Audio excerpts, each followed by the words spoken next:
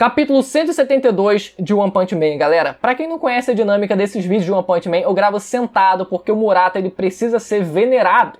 Ele é o maior da nossa década e precisa ser venerado, eu sempre digo isso.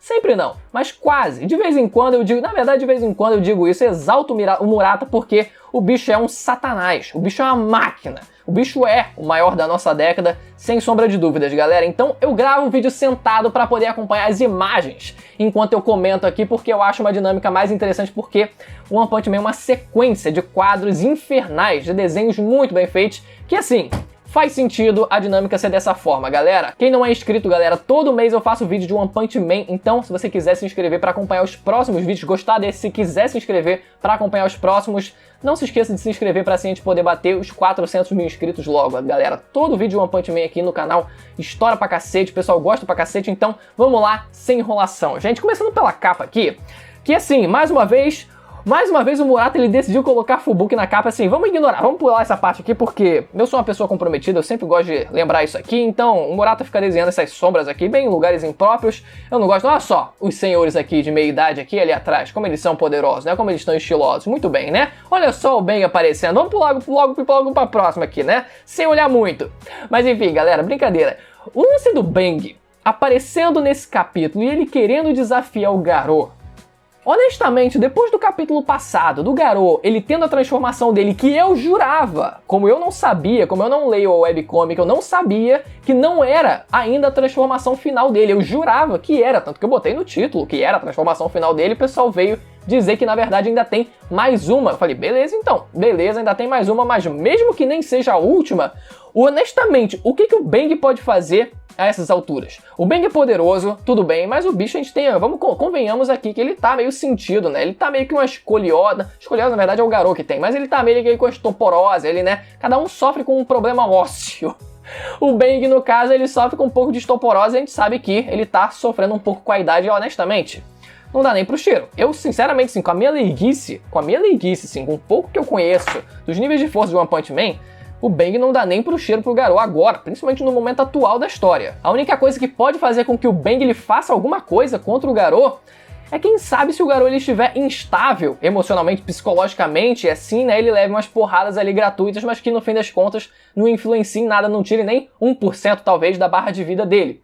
Se tirar 5, talvez, eu acho que dá pra argumentar aqui, mas mais do que isso eu já acho difícil. Depois a gente vê a Fubuki novamente, né, pedindo ajuda para os outros heróis para eles ajudarem a Tatsumaki nessa batalha. Nem todos eles conseguem ajudar, principalmente os que podem voar são de grande ajuda, mas os outros, né, fica um pouco mais complicado, já que a gente tá tendo aquela batalha aérea, né, da Psychos contra o Drive Knight, que já tá fazendo o papel dele. Então, a gente vê a Tatsumaki depois disso. Cara, eu fiquei assim, eu não acredito que ela ainda tá conseguindo fazer a força, ainda tá conseguindo usar a força dela nessa batalha, gente. É um negócio incrível, assim, incrível de verdade, assim.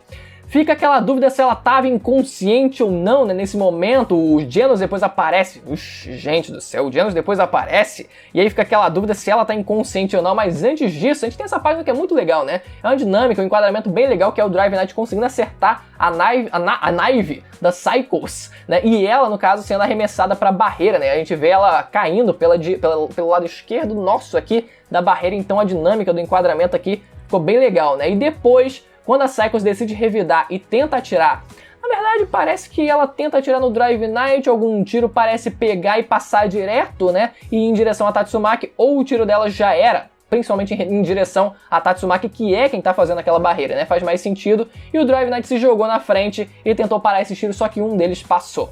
Só que eis que surge o homem. Galera, capítulos atrás, eu fiz um vídeo aqui, no caso um review aqui mensal de One Punch Man, e eu comentei aqui que quando eles dois estavam lutando juntos, no caso quando a Tatsumaki ele segurou o corpo do Genos, depois que o Genos ele ficou avariado por conta do derretimento, né, da sobrecarga do uso da armadura dele, que, confesso, fui herege, jurava que o Genos, depois daquele capítulo, depois de ter mostrado a armadura nova dele, ele nunca mais ia fazer nada nesse arco, jurava, desculpe, detesto hereges, mas eu fui um deles. Peço perdão pelo vacilo. Mas ainda assim, ele volta nesse capítulo pra surpreender. Muito maneiro que ele tenha voltado e mais uma vez ao lado da Tatsumaki, gente. Eu brinquei com vocês naquele vídeo falando que eu shippei os dois. Galera, foi uma página assim que, pelo amor de Deus, né? Como eu tinha comentado a piadinha lá, né? Tatsumaki abraçou assim, se pegou assim o Janus por trás assim. Cangote com cheirinho de ferro queimado. E agora a gente vê eles dois novamente, gente. Os dois, cara, não tem como. Que time. Que dupla, gente. Que dupla, pelo amor de Deus, cara. Vou ter que forçar o chip aqui de novo. Não tem como, cara. Eu detesto chip, mas dessa vez não tem como.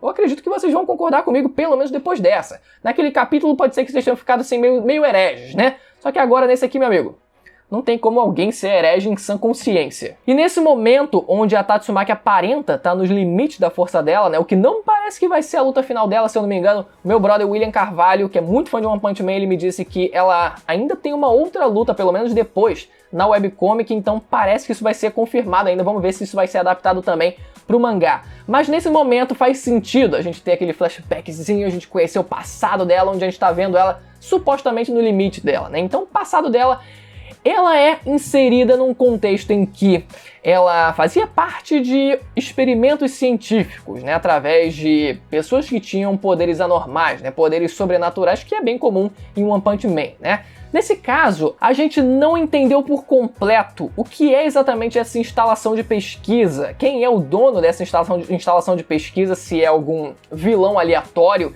que estava realizando experimentos, se era alguma coisa do governo, o que eu já acho mais difícil, porque tem o lance dos heróis que trabalham para o governo, né? Então é mais difícil acontecer.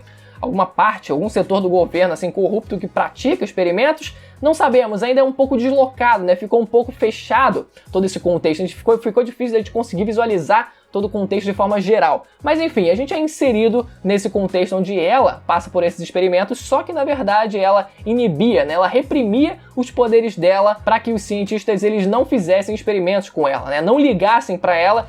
E assim, na esperança dela poder ser liberta por conta disso, né? A garota não serve de nada, então vamos libertar ela. Só que isso não funcionou. Acaba que o monstro lá, ele é liberado e acaba ali sendo um risco pra ela. Só que quem aparece depois pra salvar ela, mesmo no momento em que ela parecia não estar usando os poderes dela, ainda nesse momento ela parecia se recusar a usar os poderes dela, pelo menos foi o que pareceu, né? Ainda assim, quem aparece depois é o Blast. O Blast novamente aparece num flashback. Eu tô querendo saber quando ele vai aparecer no momento atual, né? Na linha do tempo atual da história. Será que ele ainda vai aparecer nesse arco atual do mangá? Tomara, porque é tanta aparição dele, já é a segunda aparição dele em flashback, em memórias de heróis, que eu tô esperando esse momento acontecer, né? Só que nesse momento eu acho que fez muito mais impacto, né? Teve um impacto muito maior a aparição dele, porque é a Tatsumaki. É a Tatsumaki, né? Então, era uma heroína mais relevante, então faz muito mais sentido ele aparecer para um flashback dela, né? Ele sendo o herói dela e sendo quem, de certa forma, também motivou ela a seguir em frente, né? Tanto que ele lança o discurso dele. Cara, mais uma vez, o visual dele muito parecido.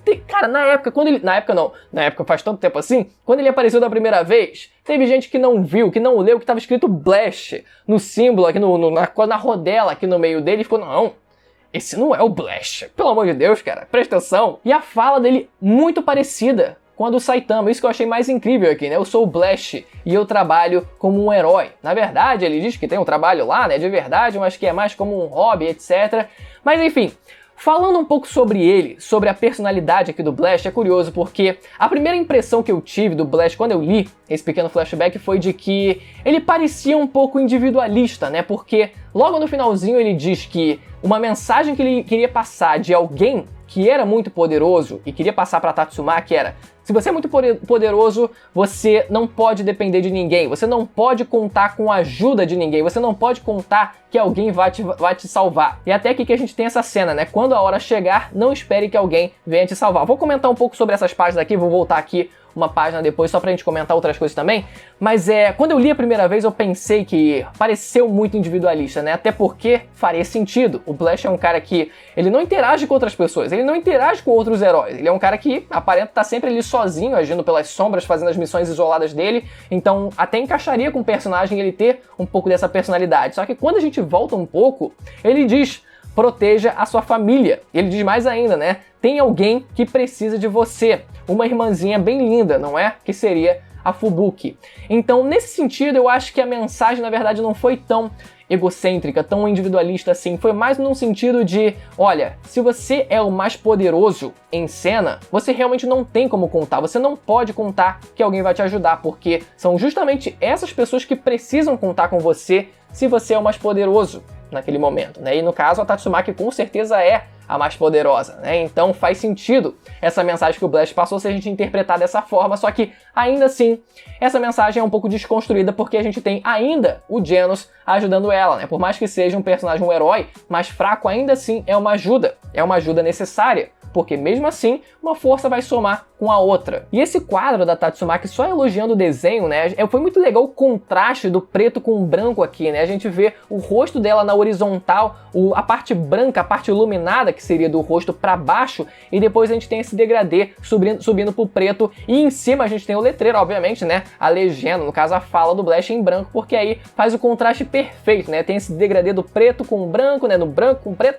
e depois a gente tem a fala assim bem destacada mesmo do Blast. Ficou muito legal, né? A brincadeira que o Murata ele provavelmente fez com o contraste do preto com o branco foi genial. E depois, cara, essa página dupla dizendo não me subestime, cara, olha essa página dupla, gente.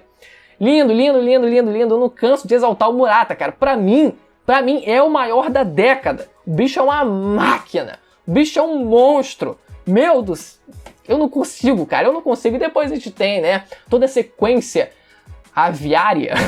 Aviária eu acho que é mais de ave, né? Eu acho que tem mais a ver com ave, mas assim, ainda assim, a perseguição do Drive Knight perseguindo a Cycles. Que bom! Foi muito legal, né, a transição quando eles estavam principalmente entrando por esse túnel, né, a gente vê até aqui um carro aqui embaixo, né, tipo assim, o trânsito tava fluindo, e ainda assim a gente vê, né, como se fosse o Transformers mesmo, galera, os aviões passando por dentro do túnel, né, bem aquele clássico GTAzão, bem o clássico GTAzão, e a Cycles tentando impedir o avanço do Drive Knight, o Drive Knight conseguindo avançar mesmo assim, tem todo um rolê, né, da Cycles tentando usar os organismos dela, né, as células dela pra tentar parar o Drive Knight ainda assim. O Drive Knight, cara, essa página, antes de falar do Drive Knight, que ele ainda faz umas paradas interessantes, cara, a Tatsumaki, ela ainda consegue visualizar a presença deles dois e ainda consegue barrar o avanço dela, pelo menos tenta barrar o avanço dela, mesmo sem enxergar diretamente, cara.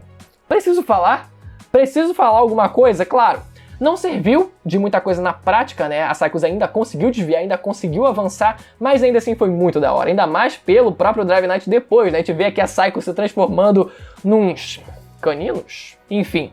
E depois se transformando na nave novamente, e o Drive Knight se transformando na moto dele, se transformando no robozão e depois se transformando na nave de novo. Que caraca, mano, confusão da porra. E ainda assim depois a gente vê o Genos.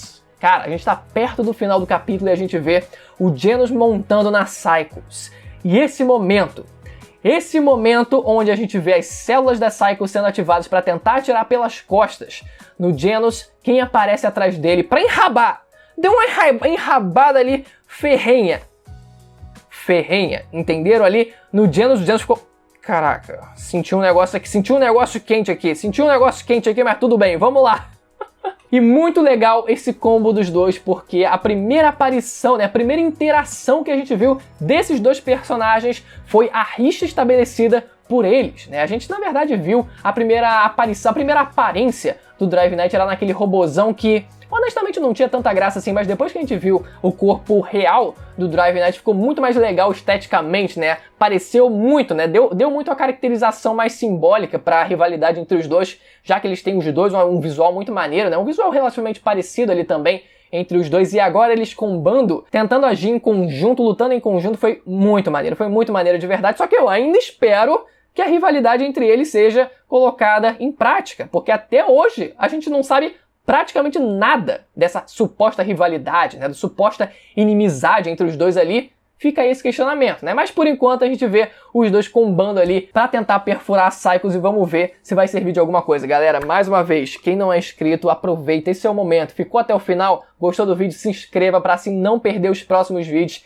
e também ativar o sininho pra receber as notificações dos próximos vídeos. Vai estar aparecendo na tela o último vídeo de One Punch Man, do último review que eu fiz do mangá, então não deixe de assistir também. Vou ficando por aqui, até a próxima, galera. Tchau.